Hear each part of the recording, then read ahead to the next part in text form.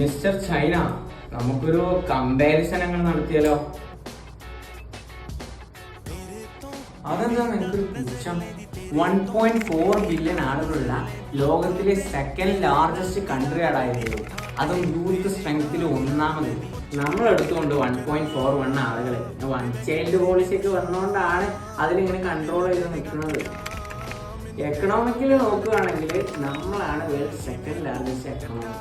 പിന്നെ എക്സ്പോർട്ടിൽ പിന്നെ പറയണ്ടല്ലോ, എക്സ്പോർട്ടിങ് പവർ ഹൗസ് എന്നാണ് നമ്മളെ അമേരിക്ക പോലും വിളിക്കുന്നത്. ഇന്ത്യ ഒരു ഗ്രോയിങ് കൺട്രികളാണ്. ഇവിടുത്തെ IT സെക്ടർ, ഇവിടുത്തെ സ്റ്റാർട്ടപ്പ്, ഇവിടുത്തെ IT ഹബ്, ഇതെല്ലാം വേറെ എവിടെയെങ്കിലും ഉണ്ടാവും. പിന്നെ ഞങ്ങളുടെ മിലിറ്ററി എത്ര സ്ട്രോങ് ആണെന്ന് അറിയാൻ ആ പാകിസ്ഥാനോട് ചോദിച്ചാൽ മതി. 180 ന്യൂക്ലിയർ ബോംബാണ് എൻ്റെ കയ്യിലുള്ളത്.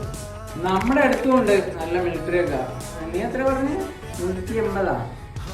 നമ്മളെടുത്ത് 600 ന്യൂക്ലിയർ ബോംബ് ഉണ്ട്. പക്ഷെ ഫുഡിന്റെ കാര്യത്തില് നീ വിട്ടോ, ഇവിടത്തേക്കാളും ഡൈവേഴ്സ് ആയിട്ടുള്ള ഫുഡ് നിനക്ക് സ്വപ്നം കാണാൻ പോലും പറ്റൂല. നീ അങ്ങോട്ടൊക്കെ